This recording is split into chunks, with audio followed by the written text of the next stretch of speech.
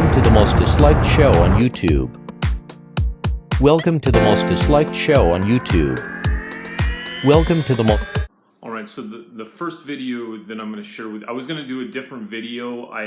Somebody from the Young Turks just really annoyed me. This Mexican lady, Aida Rodriguez or something. She said something so unbelievably stupid with Ukraine.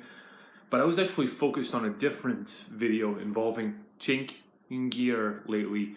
He went on the Jesse Lee Peterson show, and I thought this was months ago. It's so strange because I found this a couple of days ago, and I've watched it like 15 times. It's that funny. Jesse Lee Peterson, if this is an act, the guy is a genius. He's move over Norm Macdonald, Artie Lang. The funniest person in the world is Jesse Lee Peterson, but it may be unintentional. He's like an evangelist almost. He's a pastor. I think he's Sean Hannity's pastor. I'm not sure about that. But the weird thing is I was looking at the TYT videos today, and they had actually posted the same video. Cenk Uygur did this interview months ago. So this video that I've been obsessed with, they actually posted. So I thought to myself, why don't I just post that? So we're posting the original one from, I believe, the show itself. You're going to love this.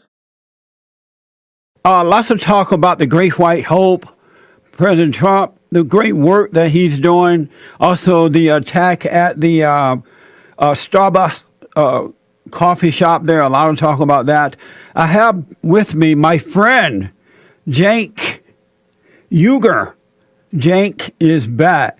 He's the host of the Young Turks, the largest online news show in the world.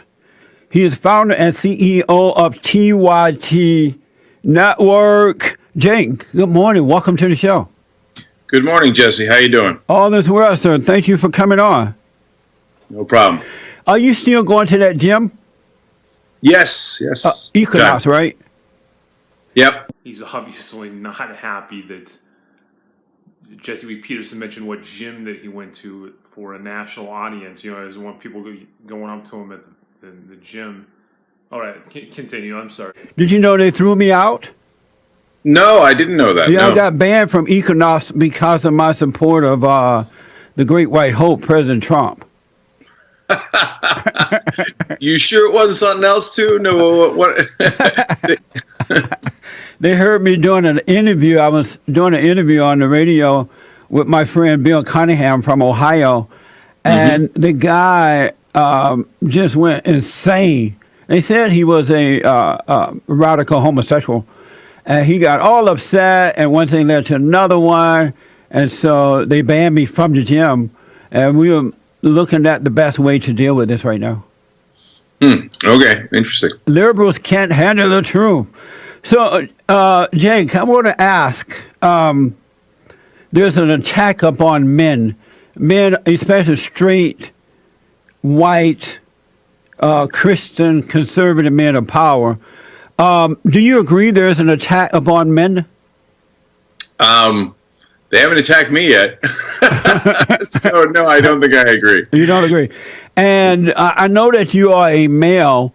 What is a man? Saying you should read the Bible. But you don't believe in the Bible. Why would you quote it?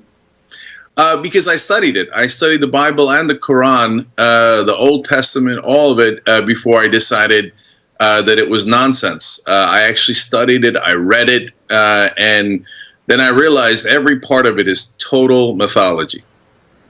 And how about common sense? Oh, I'm a huge believer in common sense. Let's find out if it's actually common, though. But common sense comes from God. No, it's the exact opposite. It comes from human beings who have a certain common sense. No. God doesn't have common sense. He's God. He knows everything. If you notice, human beings who that don't believe in God, they lack common sense. We just went through 8 years of hell with Barack Obama because he doesn't believe in God either. And so we went through straight 8 years of hell. But I want to move on because so many things I want to talk to you about.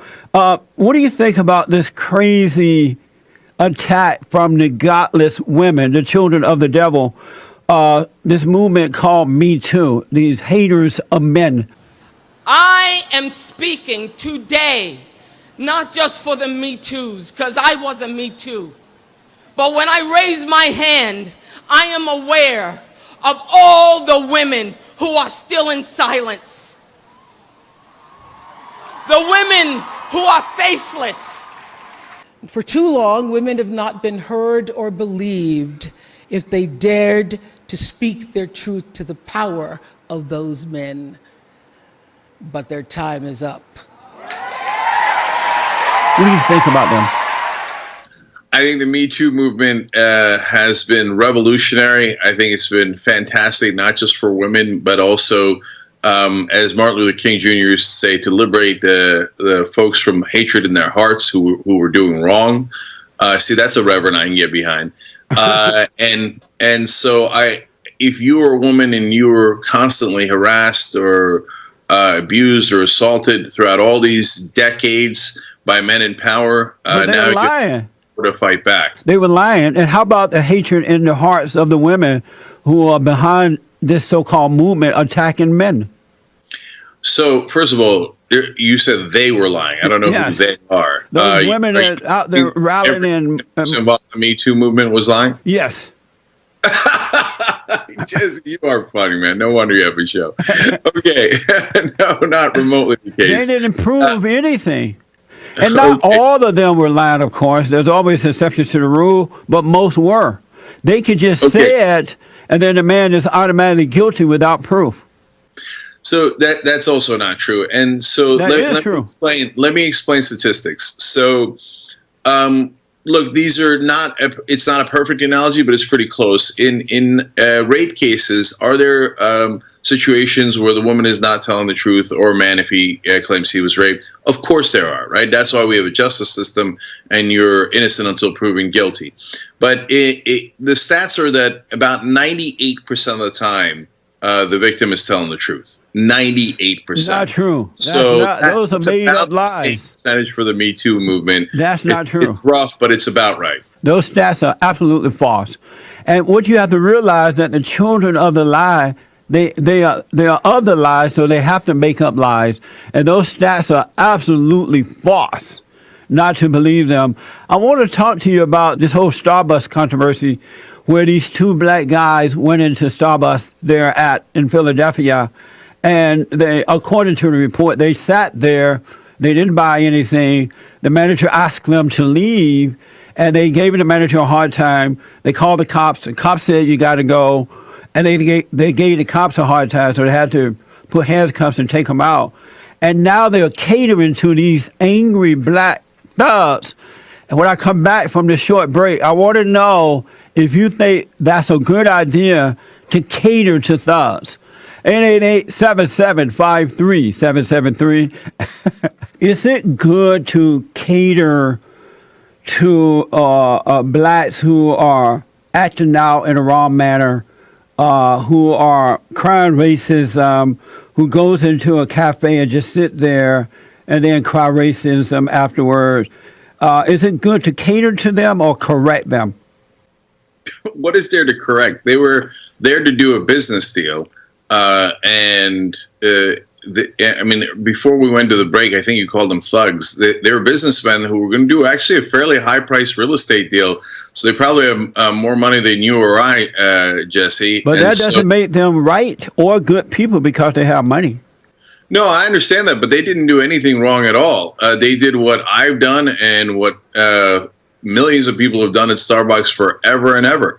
They sat there, they had a meeting, and Starbucks encourages people to sit there, whether they buy or they don't buy. That's their business model. So the black police commissioner, was he lying when he said that they acted out, they gave lip service to the manager, they yelled at the police officers, and that the officers did nothing wrong? Was the black police commissioner of Philadelphia lying? So first of all, the fact pattern that you just laid out of him saying is not something you should get arrested for. Lip service. Well, you said they didn't do anything. Hosts We give lip service to people all the time. Are we going to get arrested any second now? What is that? That's not a crime. That's not a charge. It's wrong. The police officers did a false arrest of me for no apparent reason. I wouldn't agree with them either. So I want to go back real fast to the question: is it good to cater to blacks who are complaining and accusing and crying racism for the last 60 years, and they're refusing, and not all blacks, of course, but most, they're refusing to get up and do for themselves? Is it right to pamper them?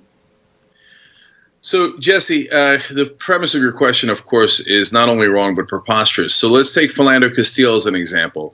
So he wasn't crying racism. It's not that he wasn't taking care of himself. He had a great job. Everybody talked about how great he was at his job. He was someone who agrees with you on the Second Amendment. He was a legal carrier of weapons. He told the police just as he was supposed to. They shot him dead anyway. But you didn't answer my question. That's a bad. They're so deathly afraid, and they have been taught to be deathly afraid of African Americans. And how many unarmed black men have to get shot before you realize that it is a significant concern for black men in this country? And it's not because they were doing something wrong. Tamir Rice, 12-year-old boy in a park, they never even gave him a chance. They didn't talk to him. Shot him dead in 2 seconds. John Crawford shopping at Walmart. But you're not telling the whole truth about those. You're not telling the truth about those situations. And I got to ask, though, is it right to pamper blacks who are complaining and crying racism, or to encourage them to get up and do for themselves and stop begging and whining and complaining? Jesse, those are two different matters, and you're conflating them. If you're saying, is it right to point out racism where it exists, which is unfortunately far too prevalent, yes, of course it's right, so you can combat it and you can get to justice. If you're talking about does not exist. But should people go also help themselves and work hard? Of course they should. But that doesn't mean that racism is okay. You can do both things. You can fight against racism and work really hard to provide for your family. There's no such thing as racism. It has never existed. They're lying to you. And this comes from a man who grew up I grew up under Jim Crow laws. I grew up on a plantation. Racism does not exist. It's either right or wrong, good or evil. I wanted to ask one other quick question about men and women. Is there a difference other than physical? Is there a difference between men and women? It's hard to discern what you mean by that question. Certainly, like as you point out, obviously there's a physical difference. Do you mean, is there a psychic difference? What do you mean? Other than the physical, is there a difference between men and women? I think the answer is no, but your question is a little confusing. Amazing. I want to get to the Great White Hope because we're running out of time here. Did you vote for the Great White Hope? Bet your bottom dollar that I did not vote for Donald Trump, nor do I call him that. And why didn't you vote for him? He's a monster. He's a pathological liar. He's deeply unstable. He has an incredibly low IQ. He's never been wealthy, bankrupted himself 6 times. He's the way he deals with others is monstrous. He's basically Joffrey Baratheon. And so that's why he, after being in the White House for only a year and a few months, he's making America great again because he's all those negative things. If that's what it means to be smart, I want to be like the president. But I read that you supported Bernie Sanders. Is that true? I 100% supported Bernie Sanders, yes. Are you a socialist? No, I'm a capitalist. But Bernie Sanders is a socialist. He's a democratic socialist, and bless his heart. And what that means, Jesse, is it's a mixed economy. And so you can call it capitalism, you can call it socialism. But basically, the government does some things like the police, the fire department, the military, and private industry does things like sneakers and burgers. And that's the way it should be. So in a so-called socialist country like Germany or Netherlands, it's very, very similar to the U.S. They just have some sectors that are taken care of by the government that we don't have. For example, healthcare insurance. And I think their system has proven out to be better, costs less, amazing, and it provides more. Contribute on the About screen of the channel by clicking on the PayPal button. Please remember to subscribe and hit the dislike button at the bottom of the page.